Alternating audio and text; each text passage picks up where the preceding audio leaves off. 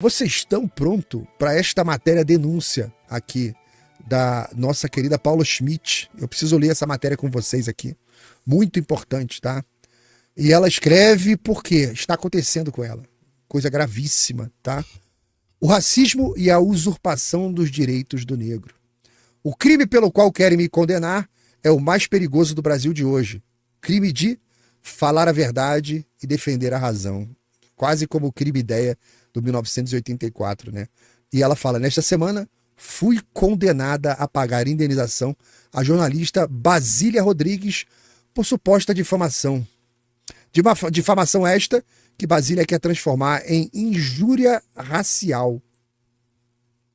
Inacreditável isso, cara. Inacreditável. Difamação é o crime de você divulgar fatos que sejam ofensivos ali à reputação de alguma pessoa. Obrigado, Paula Kerba do meu coração, pelos R$50.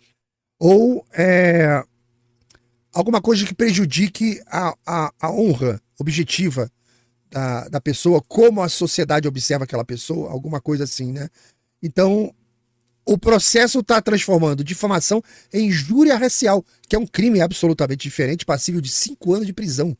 E a injúria racial pode ser praticamente, pelo que estão desenhando no nosso arcabouço jurídico, qualquer coisa, dependendo de quem fala e de quem escuta. Uma palavra mal colocada, um elogio mal recebido, uma frase qualquer ou um questionamento que envolva a raça, que seja dirigido a alguém, condicionado a jamais se enxergar passível de elogio ou crítica legítima, que é esse pessoal, acontece isso. Deixa eu botar grandão aqui pra gente ler grandão. Vou botar grandão aqui, vale a pena botar grandão aqui, ó. Aqui, ó, crítica legítima, tá? E vamos lá. Esse condicionamento é poderoso e irrefutável. Para isso, basta ver o que acontece em toda festa de Halloween. Se você se fantasia de Hitler, você não está ridicularizando Hitler, mas fazendo uma apologia a ele. Você o adora. Se você se fantasia de Marilyn Monroe, certamente você a admira e gostaria de parecer com ela. Mas se você se vestir de Richard Pryor, Malcolm X, Kathleen Cleaver ou Jamila Ribeiro, você só pode os estar humilhando. Ou cometendo blackface, outra moda que os caramelos adotaram dos senhores da Senzala do Norte. Cara, isso aqui é uma característica brasileira, que o Olavo já falava disso lá nos anos 2000. O Brasil, principalmente a camada pensante e falante brasileira, cara, adota instantaneamente todos os modismos americanos, filosóficos, ideológicos. E o Olavo falava, ele falava, olha, se aconteceu aqui nos Estados Unidos, dá 3 meses, esse negócio vai estar no Brasil. Isso não falha, é um relógio, cara, absolutamente, cara, atômico, não falha. Todas as ideias, por mais idiotas que sejam, circulou na sociedade americana, vai bater aqui no Brasil, sendo trazido pela classe falante, né, essa classe aí que se diz, né, iluminada, né? Então, a nova moda que os caramelos adotaram dos senhores da Senzala do Norte, a tal da blackface, né? Adotam da Senzala do Norte aqueles que intimidam e colonizam sem precisar ocupar o território, uma colonização, né, espiritual. Diz o ditado que a beleza está nos olhos de quem vê. Nesse caso, a feiura e a inferioridade estão nos olhos de quem é visto. E o que foi condicionado a jamais enxergar um elogio a si mesmo ou a um dos seus. Isso é bastante comum, né? Você, algumas pessoas que você fala assim, cara, você tá bonita hoje. Ah, então quer dizer que eu sou feia? Puta pariu, cara, dá uma raiva. Comentar mais idiota que você pode fazer. Você encerra pra sempre qualquer tipo de elogio. Ih, tá magrinha. Tá me chamando de gorda? Tá dizendo que eu tava gorda? Internamente você fala assim, anotação. Nunca mais elogiar esse naco de merda. Não, sei que tá. Você nunca mais elogia. Nunca mais você fala nada, se possível, nunca mais conversa. Tudo que ele consegue ver, essa pessoa, é aquilo que foi condicionado a ver. Para essa gente, tudo é racismo. O elogio e a crítica. No Brasil, a injúria racial foi igualada ao racismo. A prática abjeta que merece e deve ser punida por segregar, tratar degradantemente e aplicar o preconceito de cor e desigualdade baseado exclusivamente na etnia. Eu tenho falado bastante sobre esse problema aqui, desse novo arcabouço jurídico brasileiro que está querendo associar ao racismo um monte de coisa. Cuspir no chão daqui a pouco é racismo, né? E o problema é que o racismo tem toda uma história para a construção do arcabouço jurídico, das proteções em cima do racismo, tem uma história. aí de 300 anos, sofrimento, dor, sangue, morte, um monte de coisa. Aí essas pautas, né, cinicamente e covardemente, porque geralmente é feito pelo Judiciário Legislativo, o ato covarde é feito pelo Judiciário Legislativo de tentar colar naquilo que tem toda uma história e ela tem um peso jurídico muito pesado por conta dessa história. Aí eles tentam pegar a nova pauta woke do momento e associar aquilo ao racismo. Então você sequestra a dor, você sequestra a história, sequestra o sangue, o sofrimento, você sequestra aquilo tudo e joga para outra pauta. Ou seja, quando o judiciário woke sequestra o racismo para associar uma outra pauta, ele na verdade demonstra o desprezo que ele tem com as pessoas que sofreram esse crime. É um desprezo. Porque se tudo é racismo, nada é racismo, tá? Então vamos lá. Mas o que eu disse que serviu de motivo para o meu processo não foi injúria, tampouco racismo. O crime que eu cometi foi o mais perigoso do Brasil e o mais insidioso, porque ele é escondido na letra da lei com outros crimes. Ele é disfarçado o suficiente para não causar revolta. Eu cometi o crime de defender a razão. De todas as falsas acusações que alguém pode sofrer, a mais torpe é o racismo. Racistas são desumanos na essência porque negam a humanidade do outro. Racistas enxergam o mundo em classes étnicas nas quais o valor nunca é atribuído ao indivíduo e às suas obras, mas ao intrínseco a ele como sentença eterna no momento em que ele teve a sorte ou o azar de nascer. Nada é mais anti-humano do que agrupar pessoas pela cor da pele, porque as pessoas não são animais, jamais deveriam ser promovidas ou rejeitadas pelos dentes, pelagem ou nariz. Isso é degradante e subhumano, mas essas características foram transformadas em currículo, como conto no artigo em que mostra que a largura do nariz do negro é medida em centímetros para fins de cotas no Brasil. Essas bancadas raciais resgataram todos os crimes, cara, todas aquelas coisas hediondas que foram feitas nos tribunais raciais do passado em campo de concentração nazista, né? Os eugenistas criaram métricas para separar as pessoas. Os tribunais raciais das universidades hoje de concurso público pegaram essas métricas eugenistas para aplicar, para saber se uma pessoa é mais negra do que a outra.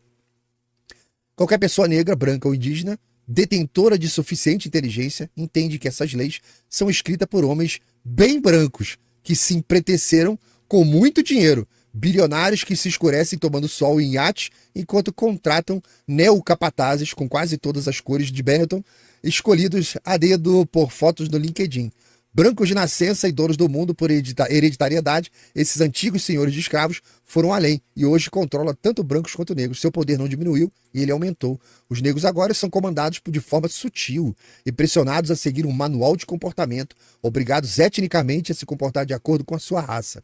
Nascidos com uma cor que os obrigará a se comportar de uma maneira única na vida adulta, sempre seguindo as instruções de seres superiores a eles. Recentemente vimos Luana Piovani, uma influenciadora outrora conhecida como atriz, tentando ensinar aos negros qual é a única ideologia que lhes é permitida. Abre aspas para Luana Piovani. Alguém tem que explicar para eles porque eles não devem ter entendido, diz Luana a negros que votam na direita. Alguém me explica como é que um brasileiro pode morar em Portugal e pode ser a favor do Chega que tá querendo mandar a imigração embora? Como é que preto é de direita? Mulher, pobre. Meu Deus do céu, alguém tem que explicar o que eles querem fazer. Eles não devem ter entendido. O que a direita quer é que o mundo seja branco, tenha 1,90 m, tenha olhos azuis, falem uma mesma língua e acabou. Tá na cara. Nesse vídeo, que já passa de 128 mil visualizações, uma mulher negra da periferia explica porque ela com pouco estudo, consegue ter mais dignidade do que a branca famosa que veio ditar os negros em como votar. Eu não vou botar que o vídeo é longo, né? São vários os brancos que se consideram superiores o bastante para invadir o lugar de fala que não tem. Lugar de fala esse que é, quem diria, um conceito inventado pelas mesmas pessoas que se arvoram o direito de suplantá-lo. Aqui nesse artigo do El País, vemos uma escritora branca, que aliás nunca ofereceu sua vaga de jornalista para uma negra, usar a sua fama e notoriedade para expor uma moça vítima de câncer que usava um turbante para cobrir a careca da quimioterapia. São 13 horas em ponto. Se vocês acham que tudo isso é indignação legítima e um grande favor aos negros, trago péssimas notícias. Essas pessoas são os olheiros da Casa Grande, contratados por brancos ainda mais brancos que se protegem atrás das celeumas que eles próprios criam para tornar a vida aqui embaixo e a coesão social uma impossibilidade. Enquanto eles vivem na harmonia de uma outra dimensão bem acima de nós, uma penthouse na qual jamais vamos entrar. No universo onde existem A, B e C, a maneira mais fácil de A tomar o poder é fazer com que B e C se mantenham em conflito. Esses homens e mulheres bilionários, ainda que brancos, estão acima de qualquer suspeita exatamente porque se colocam acima dos suspeitos, inatingíveis no topo de uma pirâmide na qual nada tem a temer, porque a base está devidamente disputando entre si. Vizinho com professora, com garçom, com atendente de loja, com invasor do transbanheiro. É o topo da pirâmide que fomenta a guerra na base para que o topo continue inacessível, porque ninguém escala uma subida íngreme sem ajuda. Esse é o grande truque. E Basília Rodrigues, como excelente funcionária, não pensou duas vezes antes de defender o topo da pirâmide. Ao contrário, ela o fez em detrimento de quem sofre na sua base, e jamais especificamente o negro. E não sou eu quem diz isso. São negros no seu legítimo lugar de fala, como conta o artigo da Folha de São Paulo e também no site Migalhas. Basília Rodrigues elogiou a nomeação de Flávio Dino como um importante passo no aumento da diversidade no governo Lula. Abre aspas. É fundamental que o STF reflita a diversidade no nosso país. A indicação de Flávio Dino, que se identifica como pardo, é um passo importante nesse sentido. Ele não é branco. Isso amplia a representatividade, trazendo uma perspectiva diferente para a corte. Fecha aspas para Basília Rodrigues. Nem todo negro concorda com Basília. E ao contrário, aqui, nesse link, a revista Afirmativa cita a professora e pesquisadora negra Rosana Borges, chamando a situação do Flávio Dino de uma disfarçatez muito grande. Porque o mesmo Dino, se autodeclarado pardo, diz ele, não é socialmente lido como negro. Abre aspas. A afroconveniência é duplamente uma armadilha, porque eles usam de um recurso que eles nem acreditam, porque ninguém da esquerda vê Flávio Dino como negro. Mas agora dizem que ele é, fecha aspas. Em seu perfil no Instagram, ele afirma que essa afroconveniência é, abre aspas, conveniente à esquerda e à direita. Não foi só esta mulher negra que discordou da negritude do Dino. Em evento organizado pelo então presidente eleito Lula da Silva, no qual ele apresentou os primeiros nomes do seu quadro de ministro do terceiro governo, em dezembro de 22, sem anunciar o nome de um só negro e uma só mulher, a jornalista Wesley Galzo, negro do Estadão, pergunta ao microfone, abre aspas, eu queria realmente perguntar sobre a falta de diversidade de gênero racial na primeira leva.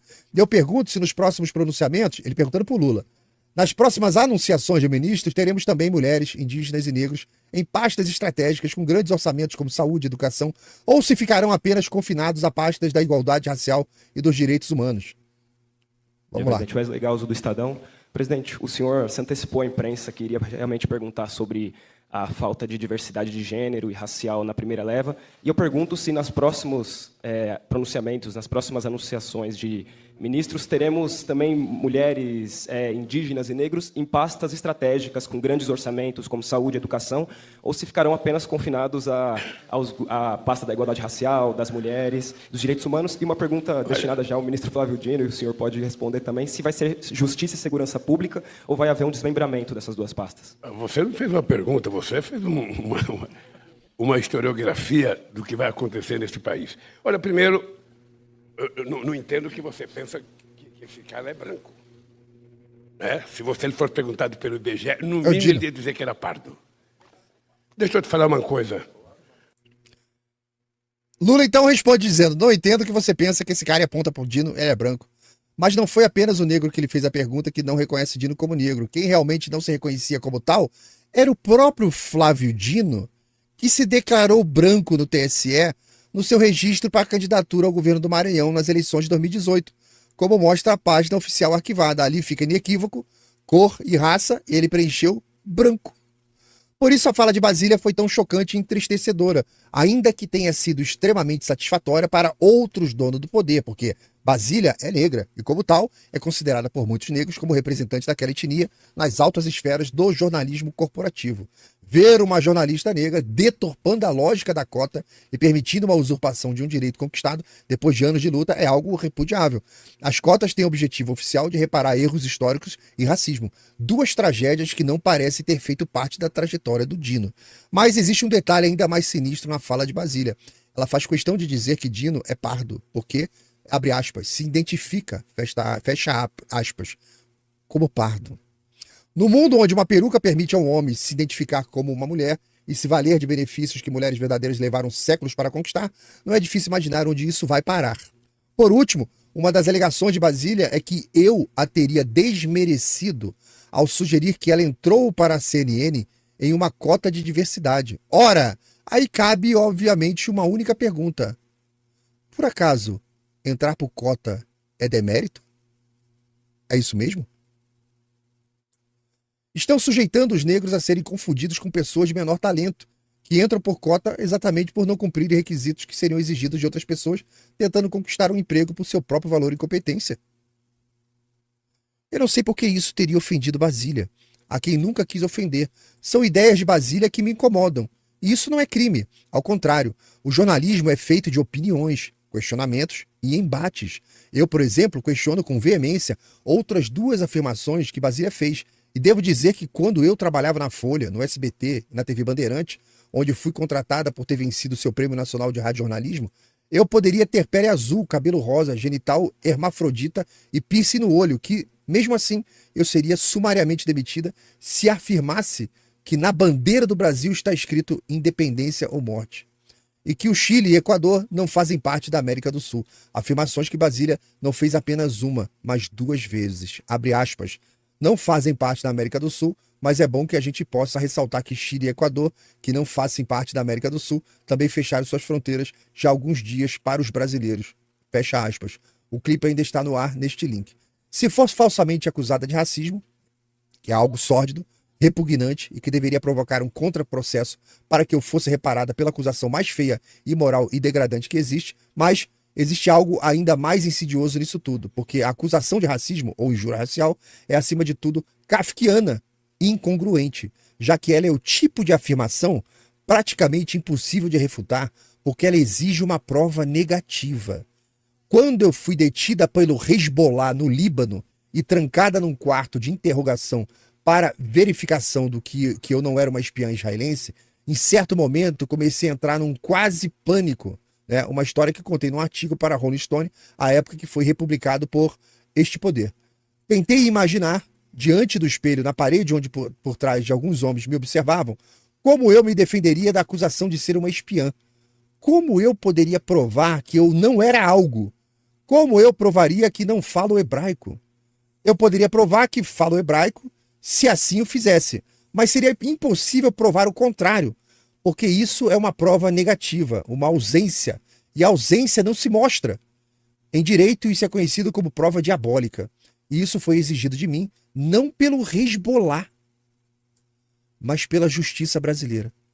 Devo dizer que sou contra, extremamente contra o identitarismo, por isso desejo a Basília e a todas as pessoas do mundo o tratamento que merecem, o emprego que galgaram, o prêmio que conquistaram.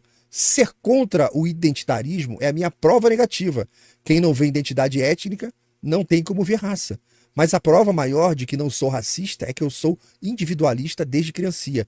Nenhuma individualista enxerga o indivíduo como membro de uma manada racial. Não é assim que eu escolho meus amigos. Não foi assim que eu escolhi meus namorados e não foi assim que o meu padrinho foi escolhido para ser meu pai na eventualidade da morte do meu pai biológico. O meu padrinho Castro, um venezuelano mais preto do que 1000 dinos, sobrepostos um ao outro. Mas ainda que eu seja totalmente contra a divisão da sociedade em classes étnicas, sou sim defensora de outro tipo de coletividade. Eu defendo serviços coletivos baseados em todo critério que unam o povo e os mais necessitados em vez de dividir.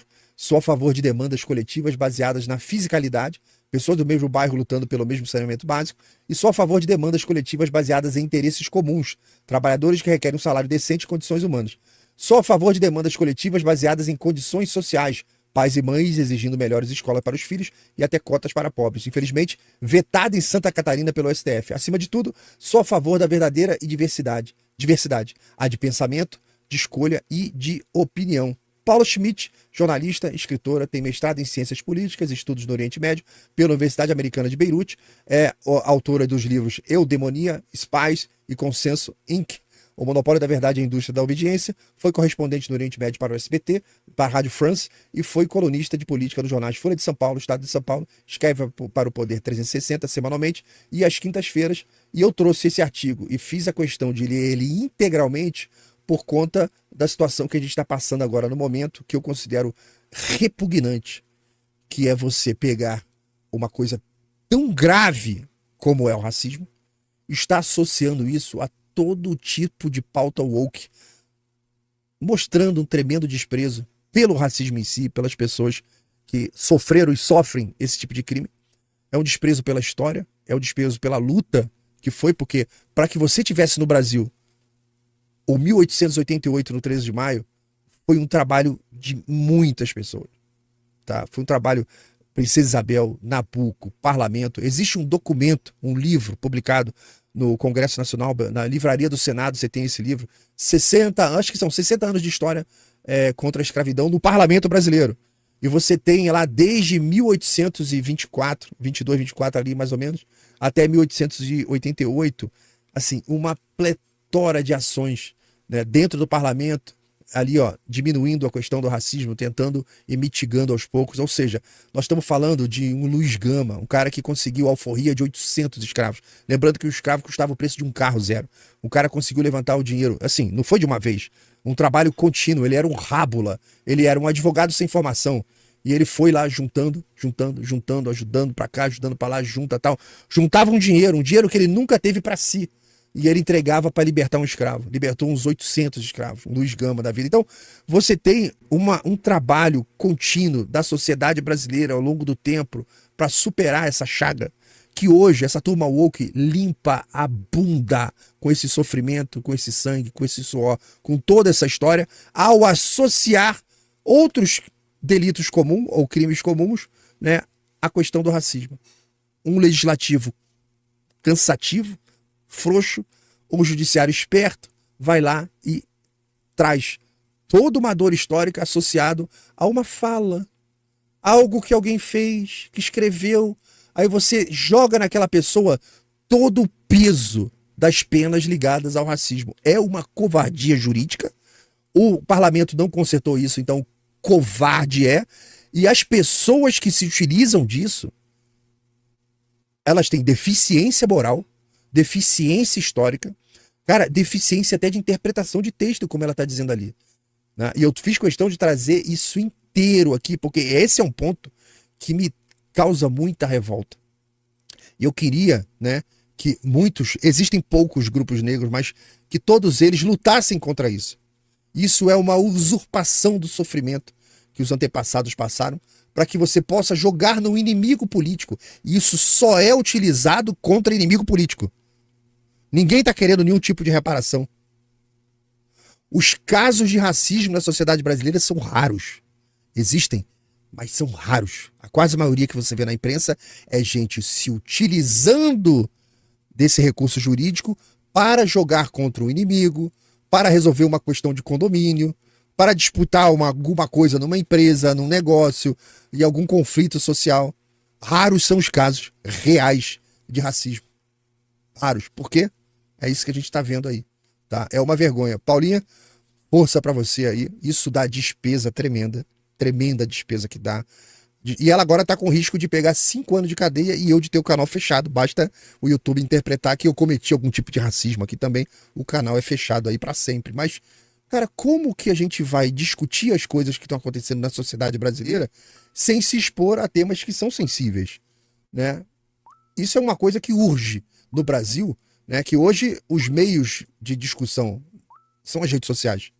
Hoje no Brasil, você tem um pouco mais de liberdade nas redes sociais. E aí, família querida, você que chegou aqui, muito obrigado por assistir o vídeo até aqui, obrigado por ter visto aí a notícia. Gostou do comentário? Achou que faz sentido? Bom, se puder, considere curtir esse vídeo, compartilhar e fazer com que mais pessoas venham conhecer o conteúdo do Eleitor Palhaço. Afinal, não somos todos palhaços. O pessoal que faz a política e faz as notícias no dia a dia aí não acha que você é um palhaço? Já viu como é que eles escrevem? Já viu o que eles estão fazendo na política? Então, nada mais justo do que eu, um eleitor, me vista como um palhaço para comentar isso que eles fazem todos os dias. Então, obrigado a você. Considere se tornar membro do canal, considere apoiar o nosso projeto para a gente continue aqui comentando as notícias do dia a dia. Aqui na descrição do vídeo tem todas as informações, tá ok? Obrigado e a gente se vê na próxima.